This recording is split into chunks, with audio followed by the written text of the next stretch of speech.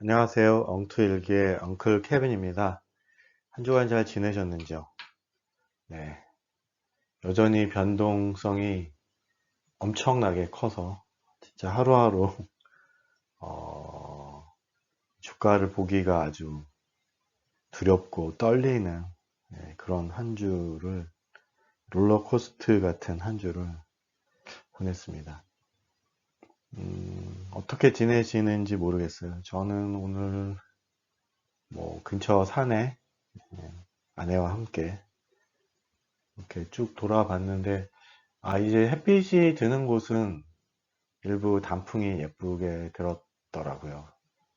그리고 사람도 아직은 그렇게 많지 않아서 한적한, 그 풍경이 너무 좋아서, 시간 나면, 주말마다 집사람과 함께 가보기로 했습니다.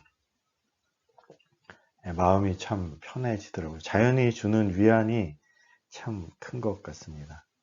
여러분들도 지금 좋은 사람은 아무도 없겠죠. 물론 이제 현금을 많이 확보하고 계시거나 아니면 뭐 인버스나 뭐 이렇게 그 리스크 매니지먼트를 하실 수 있는 실력이 있으신 분들은 뭐 별도겠지만 대부분의 분들이 사실은 상당히 많은 포션을 주식을 들고 지금 손실을 보고 있는 시점인 것 같습니다. 거의 이제 정고점을 깨고 나락으로 떨어질 거냐 말 거냐 뭐 지금 막 거기서 이렇게 엄청난 변동을 보이는 그런 시점인 것 같습니다. 그래서 오늘은 리스크 프레임이라는 책에 대해서 이야기를 하려고 합니다. 이 책은 미셸 부커라고 회색 코뿔소가 온다라는 책을 지은 사람입니다.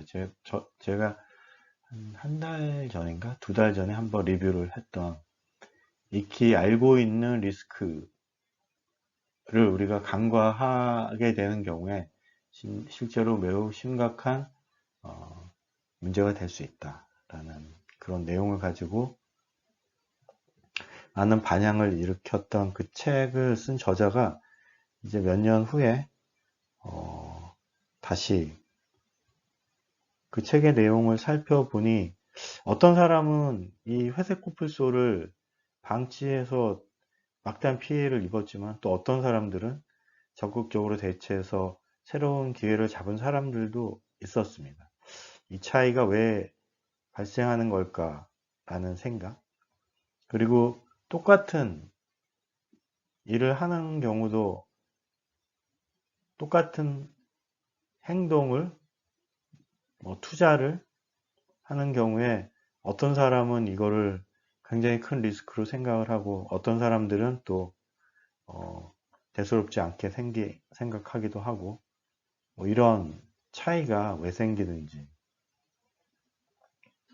그리고 집단적으로 국가나 기업이 우리가 지금 회색 코뿔소로 생각하는 팬데믹이나 그리고 기후 변화 이런 것들, 그리고 양극화나 다변화 이런 것들을, 그 문제들을 이미 알고 있지만 각 국가마다 다르게 생각하는 그런 문제에 대해서 한번 생각을 해보자. 그러니까 리스크라는 것이 무엇이고 그 리스크를 어떻게 매니지 할 거냐에 대한 이야기를 적었다고 적혀 있습니다. 그래서 그 내용에 대해서 살펴보도록 하겠습니다. 실망스럽게 명확한 답을 주고 있지는 않지만 거기에 대한 또 제 생각까지 합쳐서 한번 같이 살펴봤으면 좋겠습니다.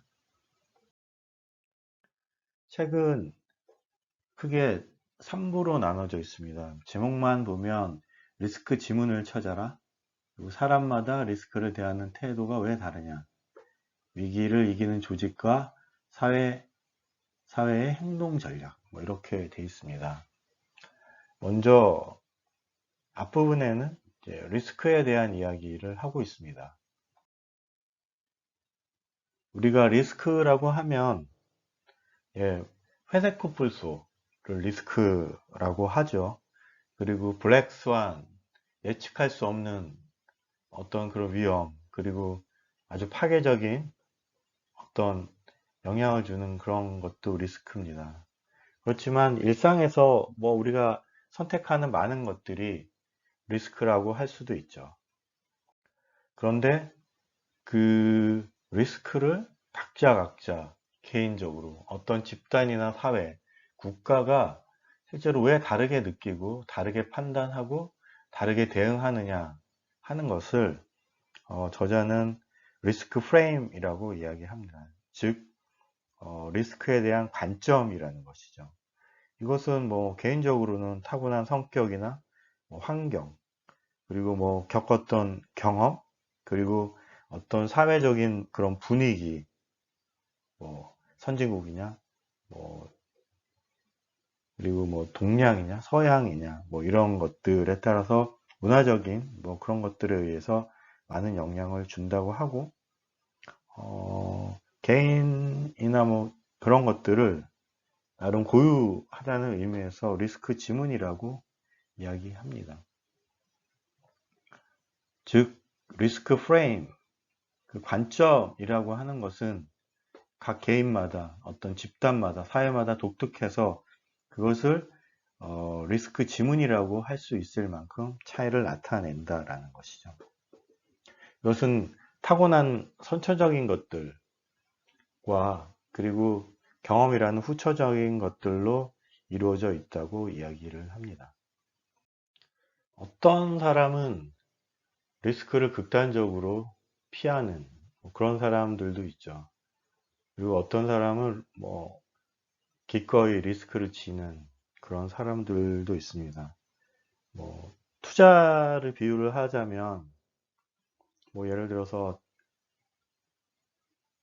지수 투자를 하는 거기에서 안정을 얻는 사람도 있고 또 공격적인 투자자는 또 지수 투자를 답답하게 생각을 하기도 하고요.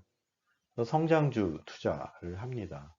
변동성이 엄청나게 커서 뭐 그런 투자를 뭐 당연히 이런 거지라고 생각을 하고 나는 그 기업의 미래를 믿으니까 이 변동성을 감당할 거야 라고 투자를 하기도 하지만 어떤 사람들은 그 큰 변동성을 견디지를 못하죠.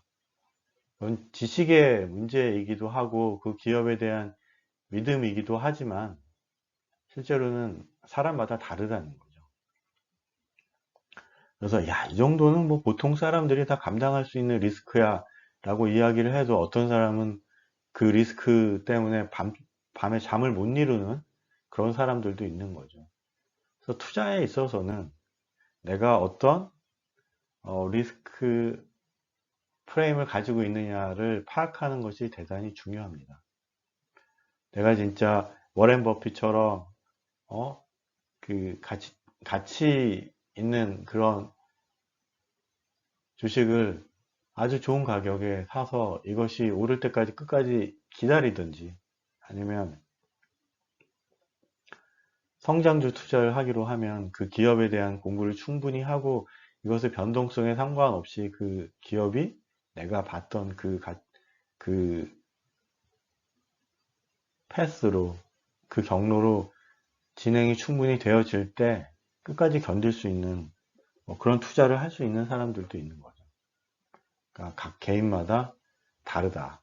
나의 리스크 프레임, 나의 리스크 지문에 맞는 투자를 해야 된다라는 게 제일 중요한 것이죠.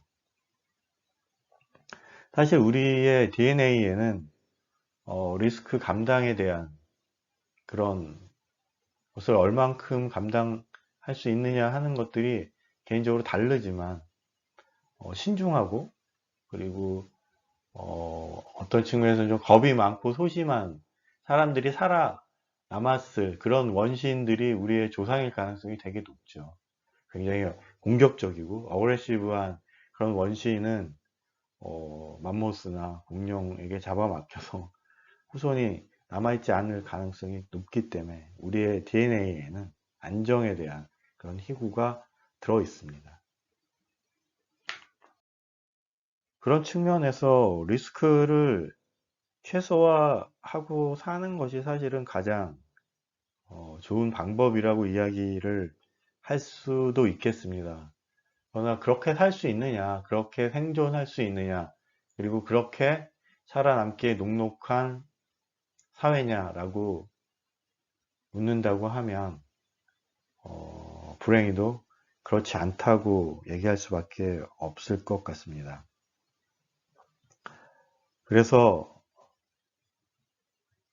내가 리스크를 받아들일 만큼 충분한 리스크 프레임을 가지고 있지 않는 경우에 어떻게 할 것이냐 하는 것이 사실은 문제가 되는 거죠. 선천적으로 타고난 것들을 우리가 극복하기 위해서는 경험을 해야 되는 것이고, 실제로 그걸 저는 리스크 관리라고 이야기를 하고 싶습니다. 이 책에서는 어떤 집단적인 사회에 대한 이야기로 리스크에 대한 이야기를 합니다. 리스크를 감당할 수 있는, 실패를 용인하는 사회에서는 사람들이 리스크를 감당해서 좋은 결과를 얻을 수 있는 그런 경험들을 얻을 수 있다는 것이고, 그런 사회가 건강하고 그런 사회가 살아남고 생존하기에 유리한 그런 사회가 된다는 것이죠. 그렇지만 리스크 감수하는 것을 극단적으로 꺼리는 그런 조직, 실패에 대해서 용인하지 않는 그런 사회는 발전할 수가 없는 거죠. 뭐 예를 들면 실패를 절대로 용인할 수 없다라고 하면 모든 사람들은 사실은 그 어떤 시도도 할 수 없게 되는 것이죠. 그래서 집단적으로는 이제 그런 실패와 실수를 용인하는 그런 사회로 나가야 되고, 저는 특히 우리나라가 그런 쪽에 좀 더 너그러워져야 된다고 생각을 합니다. 투자에 있어서는 충분한 경험으로 내가 원하는, 그리고 투자에 성공할 수 있는 그런 리스크 프레임이 되기까지 내가 가지고 있는 것에 필요한 것들을 경험으로 채워 넣어야 한다고 하면, 그런 실패에 대한 용인을 스스로, 그런 것들을 통해서 경험을 쌓아 나가는 것들을 용인해야 한다는 것이죠.